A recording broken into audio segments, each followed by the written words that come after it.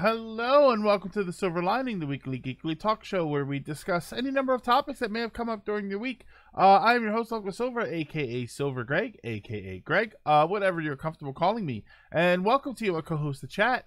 Always a fantastic time having everybody here to discuss what is kind of a overloaded show this week. We got several big topics. I feel bad because this is like a 2-hour show, so we're gonna have to like either run through them. I mean, for all we know, there's not gonna be a lot to say about any of these topics, and we're gonna be like super short. Dragoon Knight, Hero Hyro, welcome. Starting it off with a Gonzalez who, hello Gonzalez who, how are you today? I don't know. I still need to up the.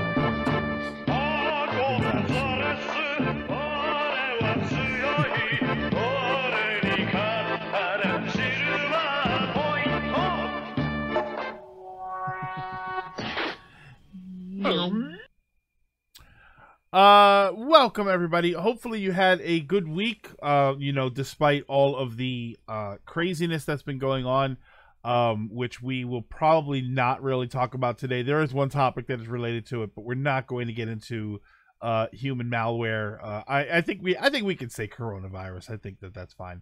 But we're not going to talk about that. So this is a coronavirus free zone. This is Novid-19 zone right here. There you go. But yeah, it's been kind of a busy week. It's been personally, it's been kind of a roller coaster week. So that, that on top of everything else has just been insanity. Novid-19. Playing with Saturn. Oh, we'll be here in the background. So yeah, it's been freaking wild, man. Personally, like I said, everything has been sort of weird right now. I am on vacation next week, so it was like, it's funny because last week at my job we were open extra late because of there was a flower show that they were doing in the city, which we stay open later to help people as far as like customer service, what train they have to take and all. So we're open later. So then this past week we're open normal time, and it feels like we're closed super early. Like every day feels super early. But then this has all been a build up to today, which is my last day, and then I'm off work next week, which is perfect timing. Just with everything going on, I could definitely use a relaxation break. Play a couple of games. I started playing. Well, I played the demo for Langrisser 1. It's the game is Langrisser 1 and 2, and there's a demo for each of the games on there. But I played the demo for 1. Langrisser, for anybody that doesn't know, came out in the US. Only the first one as a game on the Genesis called War Song, which is a sort of a fire. Fire Emblem's not right because it's not individual units. It's individual units, but then when you fight, it's like groups that are battling against each other to represent the life points, basically. I think Advance Wars was like that. I think if anybody played Advance Wars, it looks something like that. So I gave it a try. It's good. It's just I went to go and buy a copy of it, and I can't find physical copies anywhere of it. So it's kind of frustrating because I don't want to buy it digitally. I did end up buying Mega Man Zero ZX Collection. I wasn't going to buy anything. Animal Crossing was going to be my next purchase, but because of some stuff that happened this week, it turned out that a bill that I had to pay, I didn't have to pay. So I had some extra money. So I'm like, you know what? I'm off work this upcoming week. I'm going to be home for most of the week because, quite frankly, I just don't really have anywhere to go. So I'm going to buy a game or two. So I bought Mega Man Zero ZX Collection, which I haven't opened yet. It's still in the plastic. I literally just bought it last night. And then I was going to buy Langrisser and nothing. But until, have you tried the Langrisser mobile game? No. I waited for the new one. But hello, everybody. Dragoon Hero, Hyrule, Spaghetti, John Pancho, Element, Ebel Corp, Mission Trout, Crag, Man Minion, Neon Mole, Wing Zero. What's going on? Hopefully everybody, like I said, has been doing all right. Let me see here. Playing with Saturn, so I'll be here in the background. 3 seashells. Time to show. Lilac in the hunt with a tier 1 sub. 13 13 months, currently on a 13-month streak on Friday the 13th. Fantastic. Awesome. Welcome. I also can't wait for Animal Crossing. Yeah, Animal Crossing. I tried to move my vacation to the following week so that Friday I would go and get Animal Crossing, and then I would have all week off to play it. But this way I get to go first thing in the morning and pick up Animal Crossing, so that's a little bit of a bonus. I mean, Animal Crossing I'm going to play at work a lot, so let's play to win, also redeem. Let's wait a second on the Gonzalez juice, since we just had one. But yeah, so I got a plenty of time. It's funny, I was talking to Johnny actually, and I said, you know, with all this time off of work this week and me not leaving the house anytime soon, if I was gonna pick up Final Fantasy 14, I barely got the sentence out, and John's like, no, don't. But if you do, join our server. Day before I turned 30. UAC Nitro, what's going on? By play with Saturn, I mean game kept crashing last time. Oh boy. Doing okay, getting more anxious because of Animal Crossing. Prepaid the digital version. See, yeah, I don't want to buy the digital. I want the physical version. Let a friend my copy of Link's Awakening a while ago, and now I kind of want to play it again. Yeah, I don't know. I may go through that again. Hey Ryan, what's going on? Let's 1 week till heavier metal intense. Oh, that's right. It's also Doom Eternal. I went to GameStop last night, and they didn't have the games that I wanted, but they had the cardboard standees of Tom Nook, Isabelle, and the big Animal Crossing standee. Yeah, if I thought for a second that I could get away with grabbing the Isabelle and the Tom Nook and running out of there, I probably would have done it and just never shopped there again.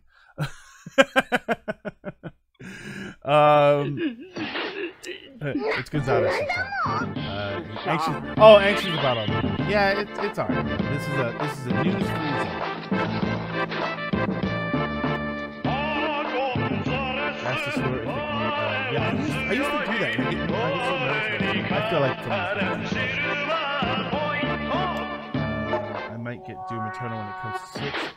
The last Switch Doom was great.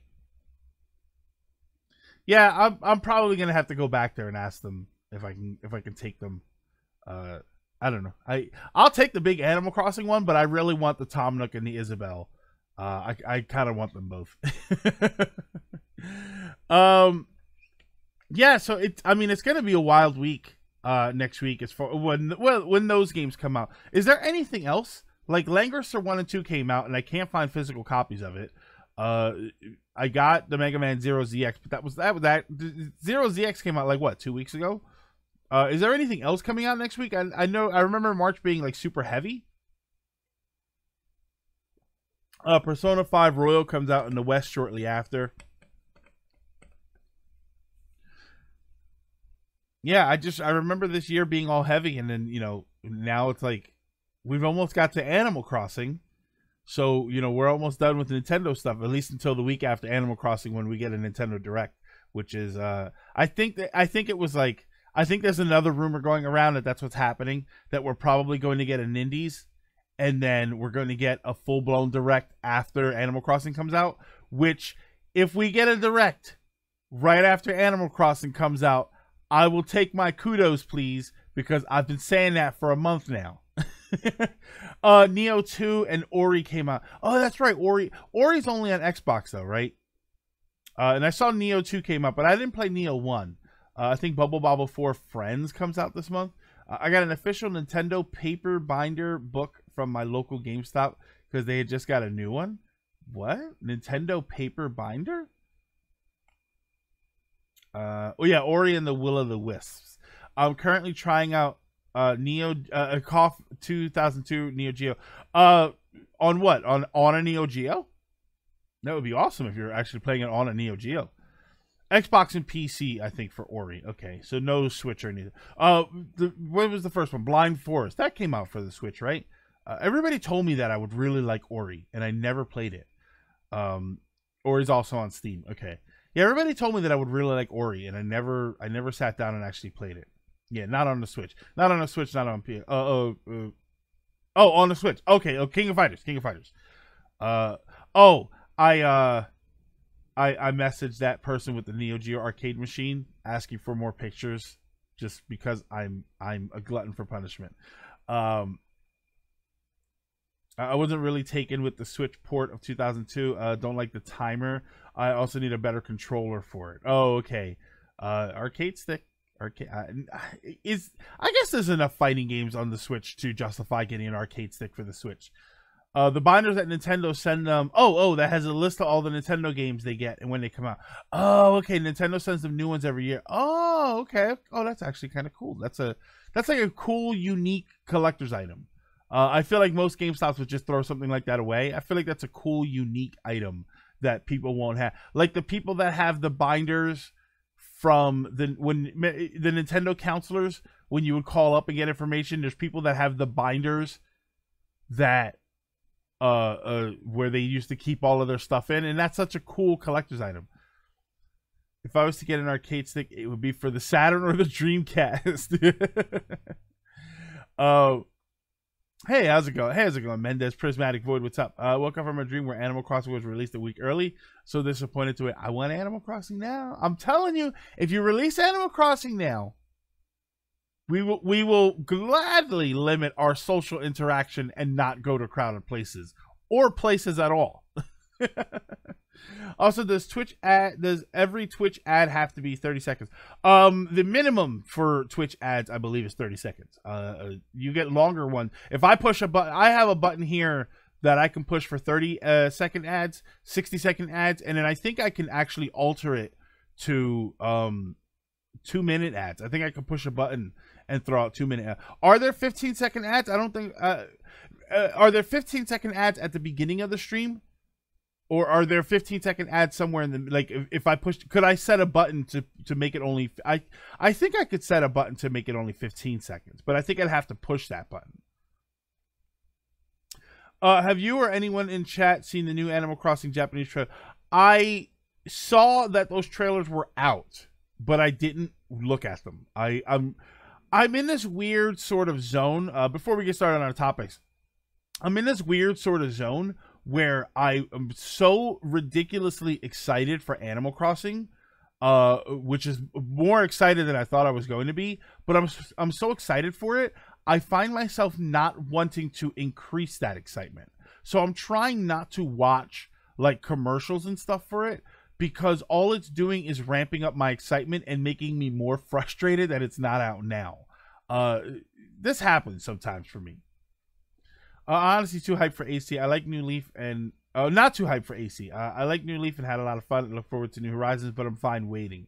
I watched them and my excitement increased. How about that Doom guy unicorn skin? Somebody told me about that. I don't think I actually saw what that was. If I don't get one 30-second ad, I get two 15-second ads, so 30 seconds anyway. I've had that. I've had two 15-second ads, but I've never had one 15-second ad and that's it. You're more excited because, yeah, Ryan, I think that's what it is. I think I'm ready to escape into something as deep as Animal Crossing. And I think that's part of the reason that I wanted to pick up Langrisser, because I know that I can get involved in a strategy game. So I'm ready to just check out, man. I'm ready. Yeah, you mentioned it before, but I don't know if I actually ended up seeing it. Here, let me take a look before we continue. Where the hell is my Discord? There we go. Yeah, Ryan's not wrong. No, you're absolutely not wrong about that. I'm so like, no, stop it with that. Hang on. Oh, that's the binder. That's the binder. Okay. Yeah, that's kind of cool. I like that. Okay. Reopen that. Yeah, so I'm super excited. I really hope they release it early, but I doubt they're going to release it early. Even though if they release it early, they would only release it digitally, in which case I would have to decide whether or not I'm going to buy it digitally. I'm ready to buy something like DQ11 or Skyrim, something long term, and just disappear. That's why I said Langrisser, because Langrisser is, you know, they're longer games, and then it's 2 of them. You know, but I got the Mega Man ZX collection, and that has 6 games on it, so hopefully that will last me for a while. DQ11 would be nice because I've been wanting to play that. Okay. Why does it do that? That's so weird. She's in full-on panic mode because of COVID. She bitched at me for just leaving the house. I hope she... Listen, if anybody wants to pay me to stay home, that's fine. Anybody who says, I'm mad at you for leaving the house, all right, give me money so I don't have to leave the house. Let me order food and order things from Amazon, order games to play. But if you're not going to just give me money, I still need to go and make money. I still need to go for my job. Speaking of buying something long term, looking into Witcher 3. Yeah, I saw Witcher 3 at the store the other day too. I was at Walmart, and Walmart has everything. Walmart's still doing that thing where everything is on sale, which somebody told me something about that. I don't remember it, so I won't repeat it. But somebody told me something about why Walmart is doing everything on sale. It had to do with like Amazon doing some sort of a discount, and then Best Buy offering to match that discount. So Walmart had to do something to match that. Like, it was some weird sort of thing, but I don't remember exactly what it was. But we are... What? Oh, why did I hit that button? That's so weird. That button... Okay. That's weird that was just sort of there. Witcher 3 would be a great game to play right now. Or just beat all of the modes and play Inc.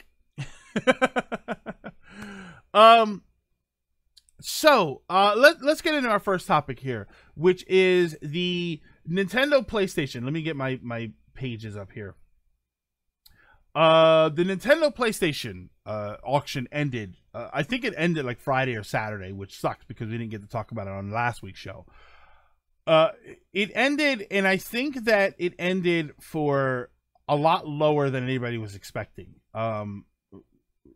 Me personally, I predicted over $1 million, at least. It was not $1 million. It was actually significantly lower. So it ended. Let me see if they have the.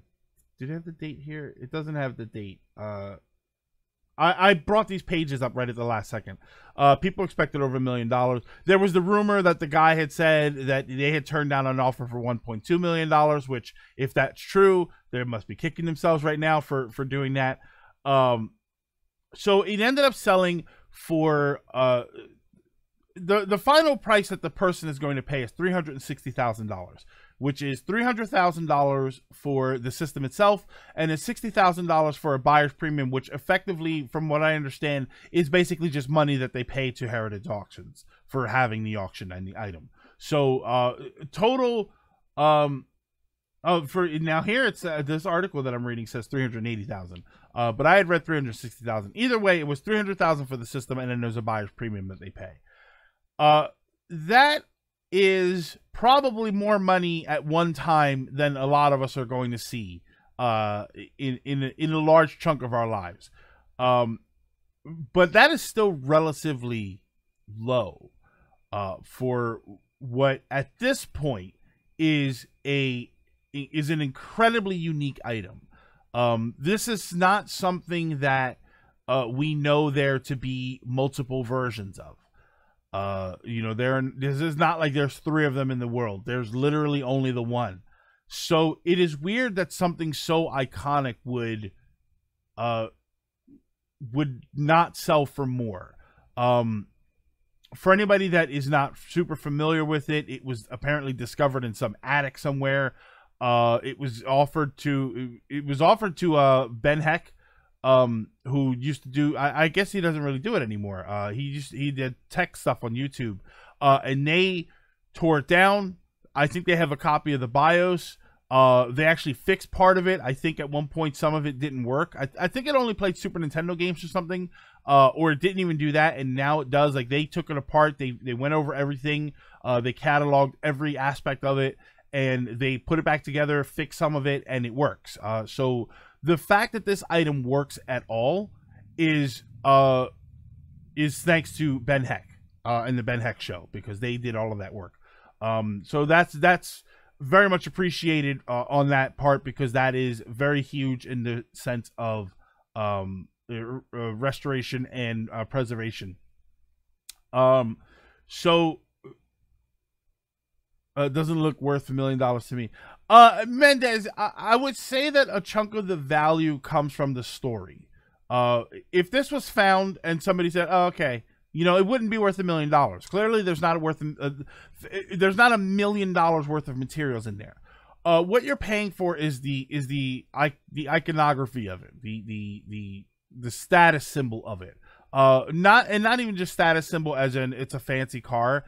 It is effectively a piece of history. This catalogs one of the first massive collaborations of video game companies, of what effectively turned out to be rivals. Eventually they were going to be rivals. Thank you, Shadow, for the invitation to the host club. Very much appreciate that. TL Derver, if anyone is anywhere of the history of this thing, Nintendo and Sony were working together to make a CD add-on for the SNES called the Nintendo PlayStation. Nintendo wasn't happy with the licensing agreement they had with Sony, so they broke off the deal and worked with Philips instead, which led to the CDI. Sony later on went to make the PlayStation its own thing. Yeah, I believe Prismatic, you could tell me if this is true. I believe Philips was working with them to do the Nintendo PlayStation. My understanding was that it was all three of them together, maybe even one or two hands more. And then when Sony and Nintendo had a falling out, Nintendo basically left with Philips to go and finish or continue the product. That was my understanding. That was what I understood it to be. But yeah, that's basically the story. So they had a falling out. Philips was an entirely separate deal after Sony after Nintendo told Sony nah. Yeah, that's what I wasn't sure of. So that's the simple story behind it. There was actually some more stuff that came from that too. My understanding was that Nintendo had a problem with Sony because of the Rumble technology. Because again, this is something that you would have to look up. This is what I remember, even if I'm remembering it wrong, which I probably am. I remember there was some issue with Sony and their Rumble technology, where the Rumble technology was developed. I think it was being developed for that product, but then when they left, they took it with them. So that's why we didn't get a Nintendo Rumble controller. They had to do it as a Rumble pack. Which was separate from the controller. Again, I remember that being the story back then. I don't know what the story is now, or what the story actually was. The story I heard was that Nintendo broke things up with Sony and then went to work with Philips instead. I never heard. Yeah, I wasn't sure. Prismatic. That's just what I remembered hearing from before. Sega almost did something Microsoft somewhere in between the Dreamcast and Xbox. That I'm not sure of.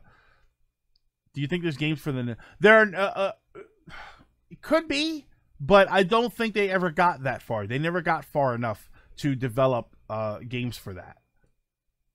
Because I don't think the system that they found, assuming that this prototype system that was found was as far as they got, it didn't even work. So I don't even know if there were games developed for it.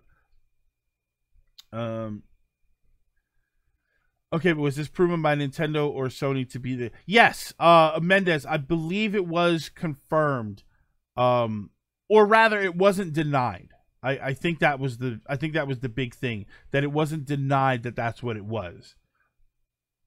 Because they will deny it. They will, if they don't want their name attached to something that is incorrect or could be used hostile, in a hostile way against them for whatever reason, like a slanderous way. So they would have denied it if this wasn't the case. But this looks like to be the full-blown, legit, real deal.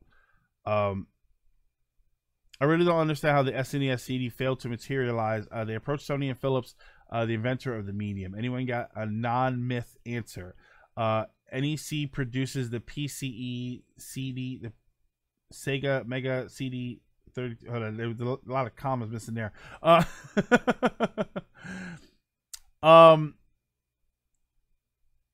NEC produces. Well, they don't. I don't think they produce the whole system. They just produce parts for them, right? Sounds really fanatical to me. Well, I mean, Mendez, it is. It is fanatical. It is fanatical. It's fanatical in the same way that people will spend hundreds of thousands and millions of dollars for a baseball that somebody hit, and it was his 3,000th home run. You know, there's fanaticism about all of that stuff. I'm not one to judge. If you've got the money, go for it. You know, I used to be the one that was like, well, that's insane. Personally, I'm more of, all right, I mean, I wouldn't do it, but I could see somebody else doing it. You know, there are a few things that I have seen in my life that, because I'm such a fan of the things that they are representing, I would pay crazy amounts of money for them. Some years back, way years back, for any Star Trek fans out there, hey Lizard, for any Star Trek Next Gen fans out there, there was an episode of Next Gen called Inner Light, where Picard plays this flute. Like he has this whole other life that he has, and then he plays this flute. The flute was one episode, and he only played it a couple of times. Actually, it was 2 episodes. He played it again later on. The flute went on sale, and I think sold for like a couple $100,000. It's a little flute about this big. It came in the box. It was all screen. There was only one made. It wasn't like they made multiples, you know, stunt flutes or anything like that. There was only one made. It was for the show. It was a real flute that actually played, and it sold. It was sold at auction for a few $100,000. That's probably the first time I saw something sell for that kind of money, and I thought, I love that episode so much because that is one of the best episodes of television of all time. And I love that episode so much. If I had that kind of money, I would have bought that flute. Absolutely. Because I'm just a fan of what it is. Yes, as somebody who is neither a Nintendo or a PlayStation hardcore fan, somebody who maybe doesn't really play that many video games, or is just not into collectibles on that level, I could see somebody saying, yeah, that's insane. But for anybody that is a fan, that loves the history, that loves the lore, yeah, I'd pay for that. Though I like yesterday's Enterprise more. I love yesterday's Enterprise, but Inner Light is just better for me. I'm aware of the story, but I have doubts about if it's real. That's due to lowering its worth. Could easily be it's with the cartridge is just a random cartridge. It looks like a Bomberman game. Yeah, it's just a random cartridge. There was some other I think there was a cartridge that was found with it, but it was like a test cartridge or something. It wasn't anything significant.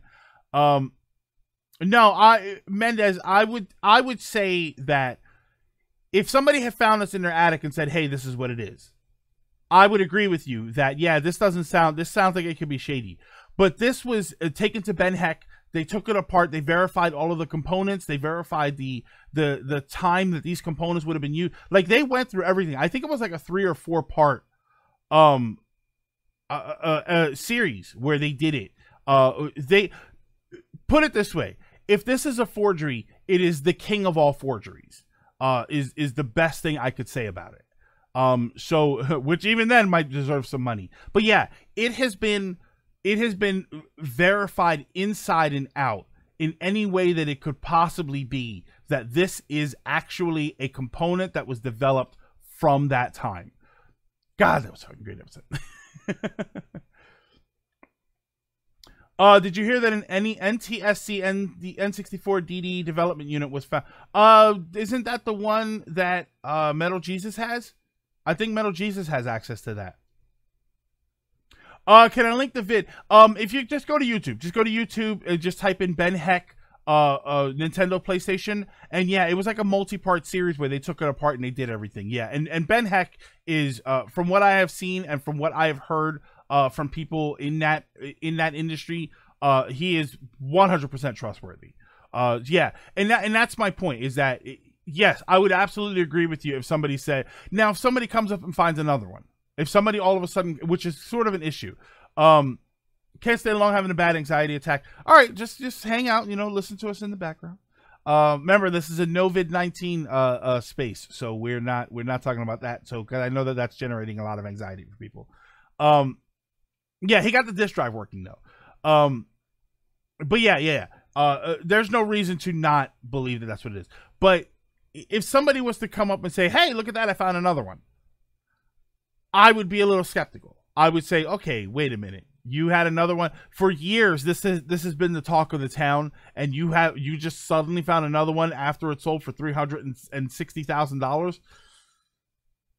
Now I'm a little skeptical, of course. And then you go to you find somebody, Ben Heck, yeah.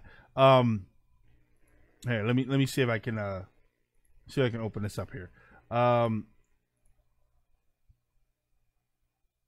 on. Ben Heck,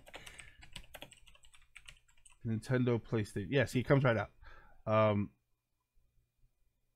Yeah, there it is right there. Ben Heck, just type in Ben Heck, Nintendo PlayStation.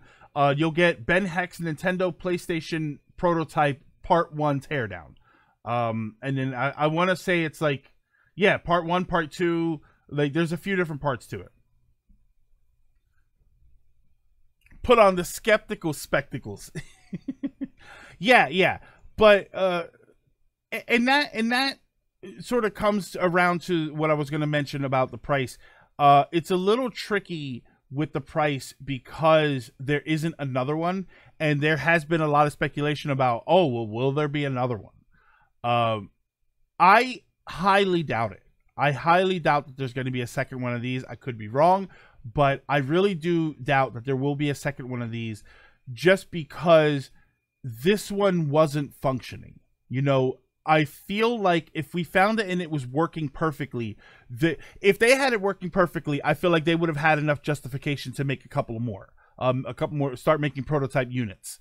The fact that this one didn't work makes me think that they were still at the point where it was not functioning. They would not have started making a second one that was also not going to function. Like, you don't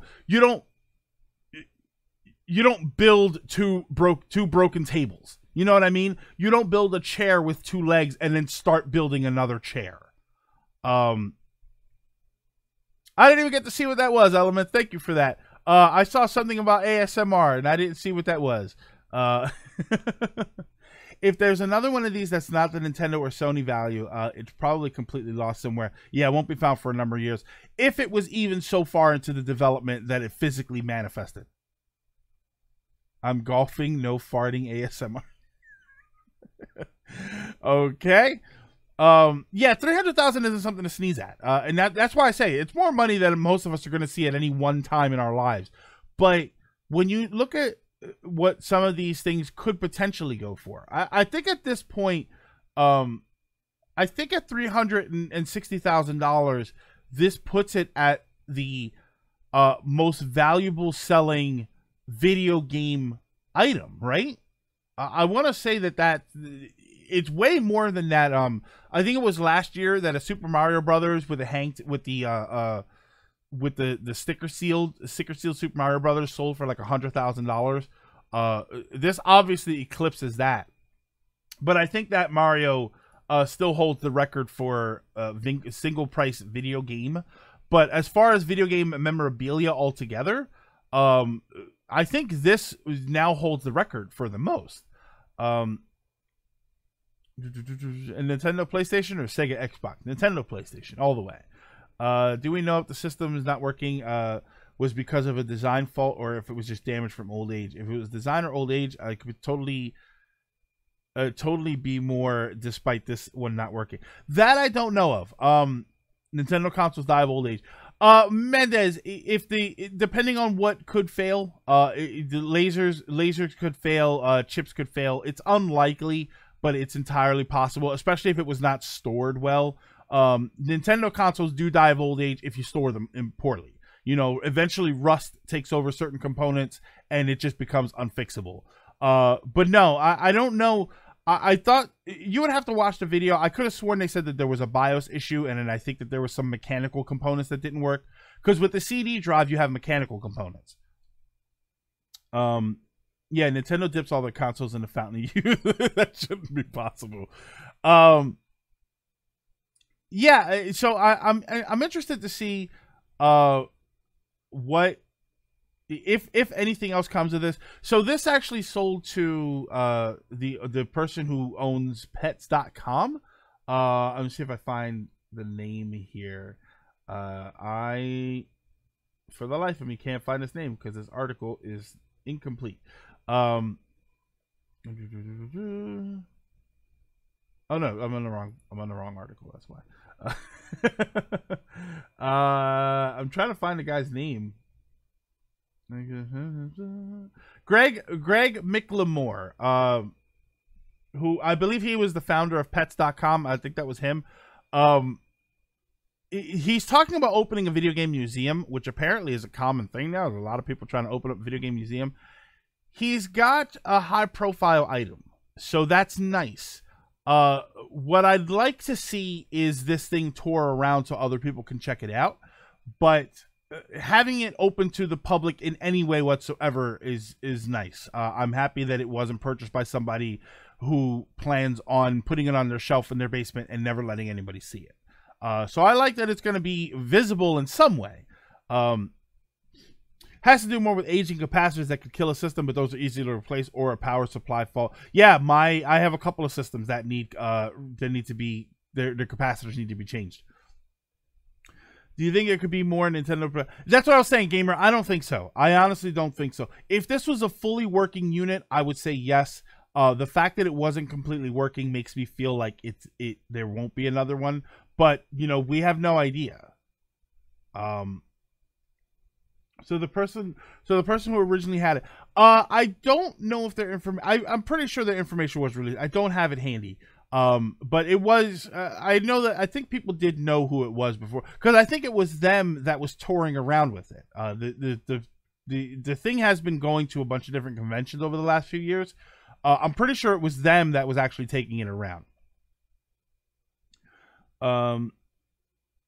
The only thing Nintendium is not immune to is the passage. Oh, that's right. That's right. Video games, they're made of Nintendium, which really, Omega, it really should be called Atarium, because I have seen Nintendos fail. I mean, Nintendos, you have to blow into them to make them work.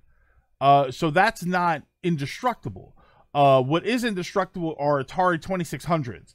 Atarium is this is only half Nintendium. That the PlayStationium, Platonium. Oh my God, Platonium. The Platonium is what failed.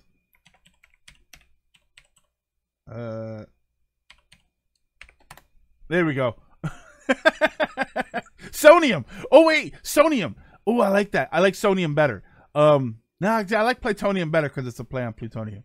Oh wait. I earned that.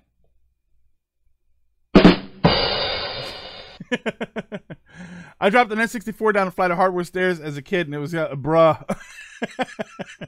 All right, Ryan. The real question there is: are your stairs okay? Like Captain America's shield. But yeah. Museums and art galleries lend out their collections all the time. Oh yeah, you're right. They do. So this thing will yeah, you're absolutely right, Elements. So yeah, even as part of a museum, there's a good chance that the Nintendo PlayStation is going to make the rounds. I would like to see it. I don't think I got a chance to see it. I would like to hold the controller, believe it or not, is the thing that I really want. For no other reason than it says Nintendo PlayStation on it. For no other reason than that. But I would like to give it a shot. The Game Boy that survived the bomb blast. Mendez, I remember reading in Nintendo Power. It was some sort of attack during Desert Storm. I remember, because I got Nintendo Power when I was a kid. I remember reading the article about that Game Boy when it was released. How many systems survive grenades and still work? Yeah. And unfortunately, what they can't survive is the loss of pixel lines. Well, Gamer, you don't really need homebrew games for the Nintendo PlayStation because it plays Super Famicom games. Ray Smash, what's going on? I forgot what museum was it. Nintendo had it for a while. Elements. I know Nintendo had that system for a while, and I think they had it on display.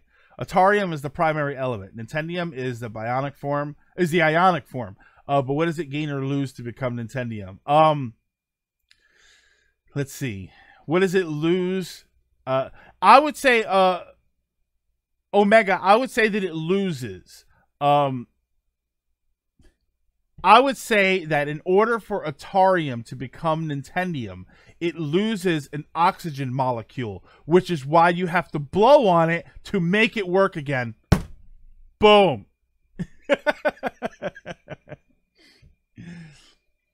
I don't know if it's still there, but back in 2012, I went to the Nintendo New York store and I saw the Game Boy that was bombed to hell and it still worked. Yeah, okay, so there it is. Okay, so it's there. Also, like most museums and tour collections, there will be exhibitions at other museums. Just think of the tickets. Yeah, how great would that be? You know, you go to the museum and the Nintendo PlayStation is there, and you also get to see a complete SNES collection. I know John Riggs at some point was taking his Nintendo collection around. You know, and again, these are things that you don't need to see. You don't, you know, there's no, like, we've seen tons of pictures of it. We've seen it running. It's not necessary. But to say that it's not important enough to see is the same thing as any major work of art. You know, when you talk about the Mona Lisa, we talk about, you know, how many millions and millions and millions of copies of that picture are out there on postcards and posters and pictures that people took when they went to the museum. But to see the actual thing it's almost awe-inspiring. If you've ever been to a museum and actually seen some of the stuff that's on display, it's almost awe-inspiring when you go and you see this thing that you know is 300 years old and was amazing for its time. Yeah, the actual Mona Lisa is quite small. Van Gogh or Van Gogh, however you pronounce it, his paintings are like that, where they're actually not super duper large. Nintendo, I'm not working. Let me blow you. Ooh. Here it comes. Hold on. Here it comes, Nintendo.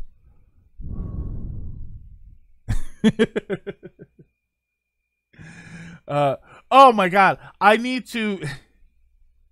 I wanna decorate my NES now with like the little blushing with the lines. It's like, let me blow you. And it's like, ooh, blow into me, senpai. The actual Dutch is more of a Flemish sound, like Van Gogh. Van Gogh. Yes, I think I got that one right. It also helped that the Mona Lisa is by Da Vinci, the guy most assuredly a time traveler for how brilliant he was. Yeah, and you know, as far as looking at the Mona Lisa, oh my. You know, as far as looking at the Mona Lisa, we know what it looks like. It's not like we're going to see it. Very close. No G at the front. Off? Van off? Van off? Really? No G at the front? Wow, that's so weird. Yeah, like the Mona Lisa is not going to look any different if you see it in person. But to be there is kind of awe-inspiring. I think the same thing when I go to the Natural History Museum and you think about like the dinosaur bones. You know, we've all seen, for anybody that's been in the Natural History Museum, you've seen the dinosaur bones, you've seen the T-Rex and all of that stuff. And when you see it and you think this is like 65 million years old. Like I could live literally millions of lifetimes and never be as old as this thing is. You know, it's so wild.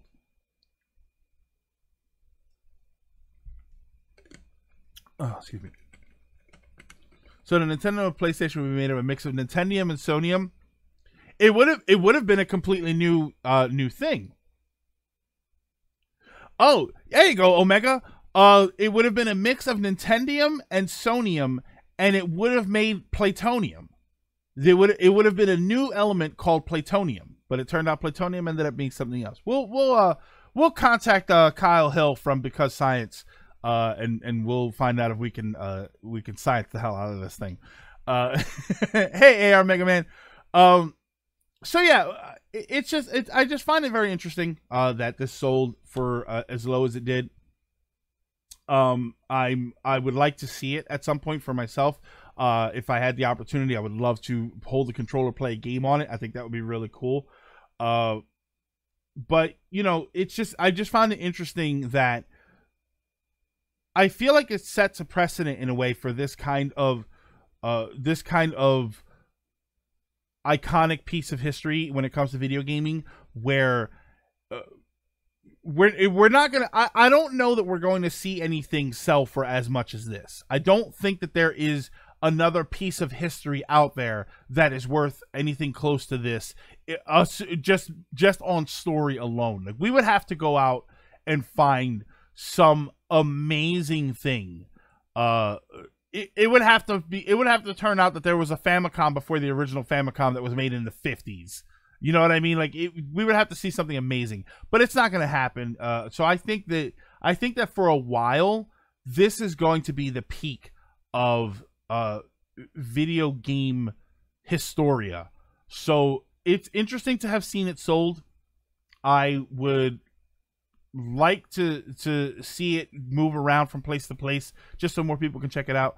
But ultimately, you know, it's nice that it's in the hands of somebody who's willing to let that happen. Like a prototype of Super Mario Brothers. Yeah, something like that. Some crazy thing. Like an Atari 1300. Yeah. Didn't the guy who bought it announce that he's planning? Yeah, that's what we were talking about, AR. So hopefully, yeah. They'll find Half-Life 3. They're gonna find Half-Life 3 in a box and like, oh, we did make this already. But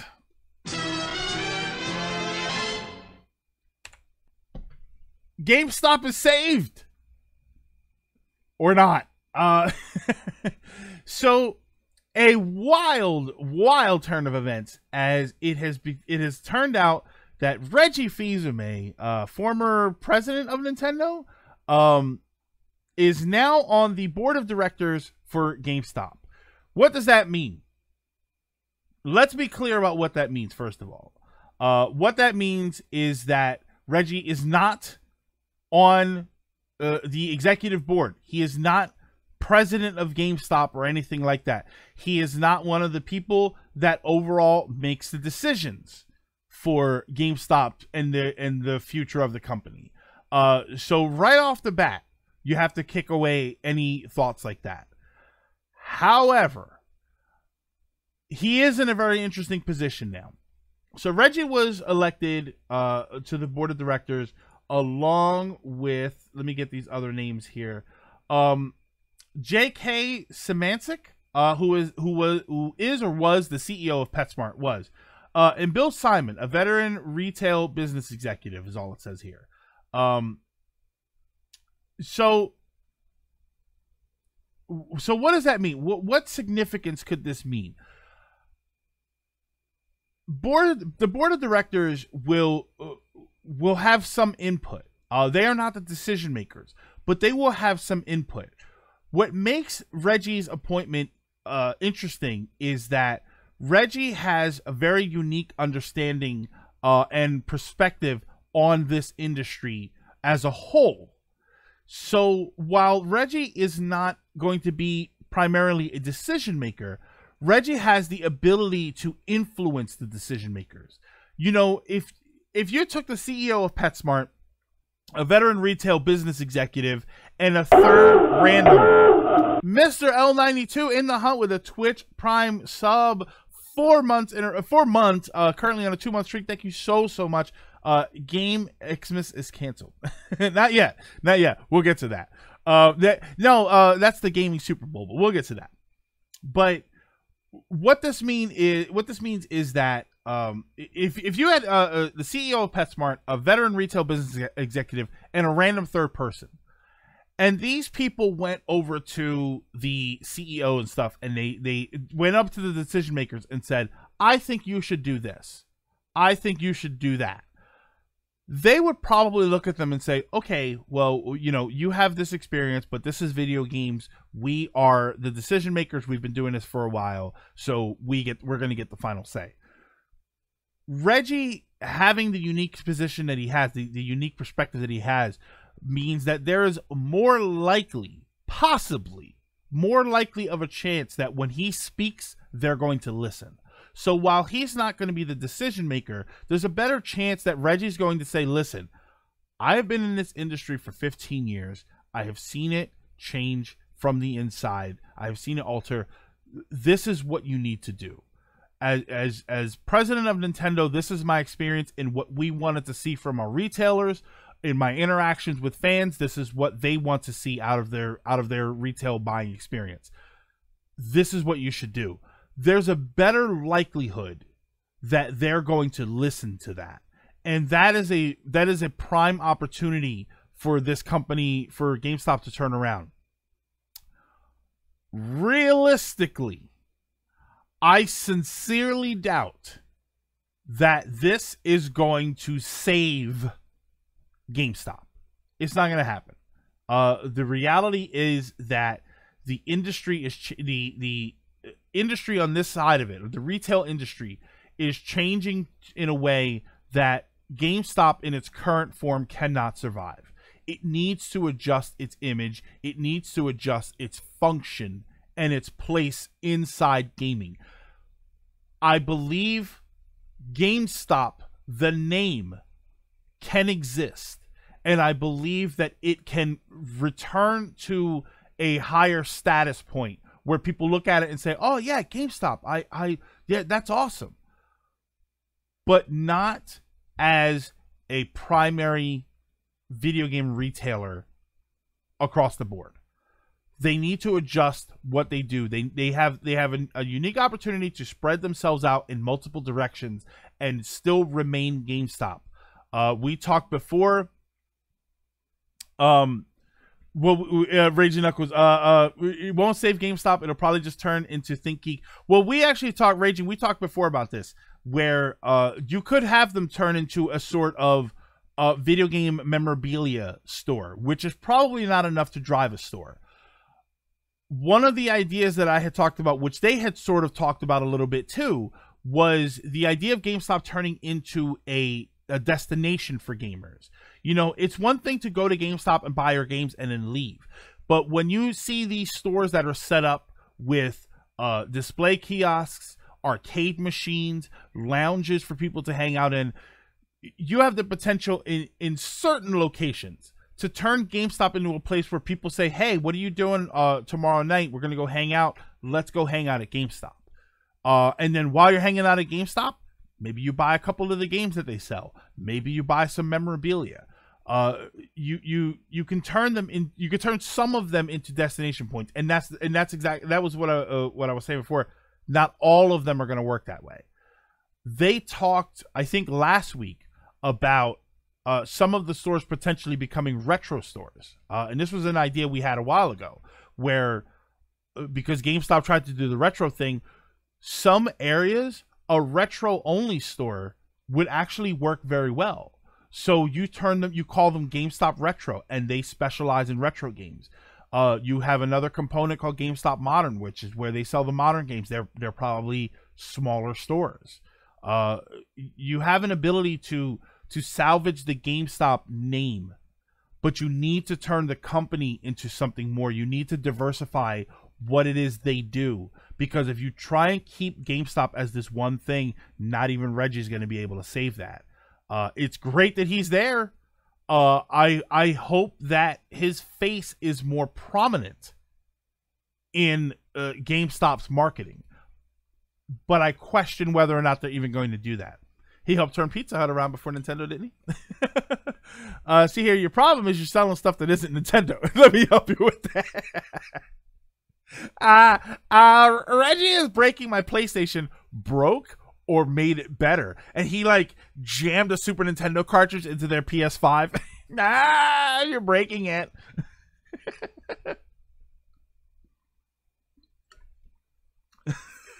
Reggie Fils-Aimé is still here. Reggie Fils-Aimé never left.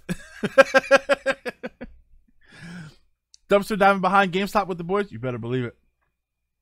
Oh my God! Just remake the episode of The Simpsons with Stan Lee with Reggie. What do they got? More demos, the kind you don't normally get at cons. That's interesting, Mr. L. Not even just demos, just products that people would like to have. You know, more access to things. Well, I just came in and I don't know you've spoken already, but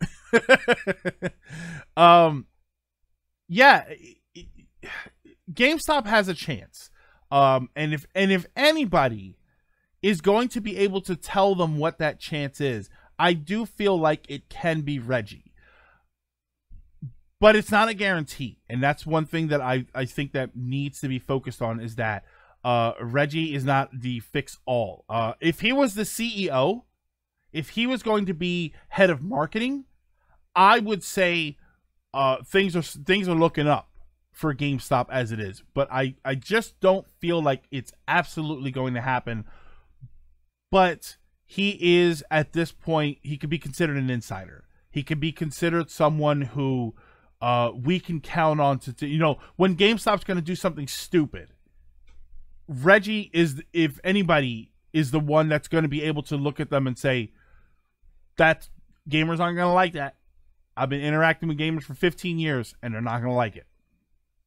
So I'm hopeful. I talked before about GameStop being necessary. I did a video before about whether or not GameStop was absolutely a necessary thing. And realistically, I do think, while I don't think GameStop, the name, is necessary, I think GameStop, the entity, is necessary. I think it's vital that there is a wide space, a face for games, I should say. I think that that's important. I think that when you go to the mall and there's nothing there that is specifically for video games, I think that that causes people to think, oh, well, video games aren't popular anymore, so I don't care about them. And video games need to remain popular. They are a very important medium, not just because we enjoy them, but a lot of people count on that stuff. It is a unique creative outlet. You know, when you talk about movie making or writing stories or writing code or making graphics or stuff or something, a lot of those things are very individualized. Video games combine a lot of different creative mediums, and they are very unique. You know, you can just watch a movie, but you can actually play the movie now. You know, you can sit down and you can play a strategy game, or you can play a strategy video game, and that's unique for a lot of people. First thing, stop with the pressure selling. Them. Mr. L, I thought you were telling me to stop with the pressure selling. I'm like, listen, I only tell you about subs every once in a while. By the way, if you've got a Twitch Prime sub, go ahead and use it here. The kinds of stores you hear about, their sales tactics is shocking to people like me, where those sorts of things are flat out illegal. Yeah, I'll be honest, the stores in my area don't really do that anymore. They haven't done that for a little while. They used to, and I used to hate going to them for that. But I have had positive experiences the last few times I've been to my local stores, so that's pretty good. I miss my old gaming store at the mall. Electronics Inc., I think it was. Electronics Boutique. Was it a unique store, or was it like Electronics Boutique? Well, there was Electronics Boutique, and then there was Software Etc. But I think Software Etc. at some point became more PC stuff. It had a Mario statue and a nice visual design. Yeah, Ryan, it was probably either EB or Software Etc. Give a demo disc with each purchase. That would be kind of cool. I like that. I know of a face for game. EB Game. We don't have EB Games anymore. Yeah, we don't have EB Games. I don't know if EB is still around in Canada or not. When I say Electronics Boutique, that's what I mean. Electronics Boutique eventually became EB Games. FuncoLand. Now, if you want to bring back FuncoLand, We talked about GameStop Retro, GameStop turning into Retro. What if GameStop Retros became FuncoLand? Still run by the company, but called FuncoLand. I think people would shop at FuncoLand. I think they would do it just for the hell of it. You bring back the FuncoLand sleeves. Wait.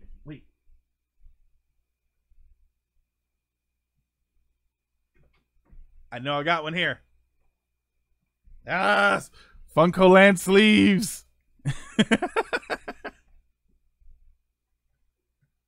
Bring back the FuncoLand sleeves. Bring back the paper. Remember the newspaper? No, don't bring back the newspaper. Just bring back an app. I don't know what that is. I have a bunch of those. A lot of my NES games have FuncoLand sleeves on them. My store laid off on those tactics, but they are desperately trying to sell their toys. I'm personally not interested in your Funko Pops. We only really got Game and CEX.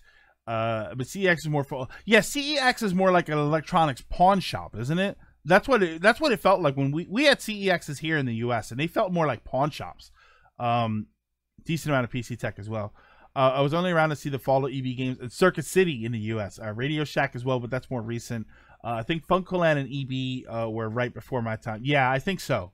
GameStops took over all of the FuncoLands and then eventually took over all of the EBs around where I used to live. Bring back the Toys R Us pamphlet. Keep selling games-related merch. Game over here is stocking the Mario Lego. GameStop's gonna have that too. GameStop's gonna have the Mario Lego, which we'll bring up in the viewer topics. Mario Lego it wasn't what I thought it was gonna be, but it still looks kind of cute. So we'll talk about the Mario Lego. But yeah, Reggie, welcome to GameStop. Even though I don't work at GameStop, so it's not my responsibility to welcome you. I hope that they pay attention to what Reggie has to say, because his input is vital, but I don't see this saving GameStop at all, or completely. Whether or not it survives in some form or fashion has yet to be seen. Will be yet to be seen. Will get to be. I don't know. That sentence got away from me. And I think GameStop is going to effectively be dead. Honestly, retail is less and less viable as a business. Yeah, unfortunately. That's why, Ryan. If you turn it into a destination, while the retail side of it dies, the GameStop name lives on in a destination for people to go to. But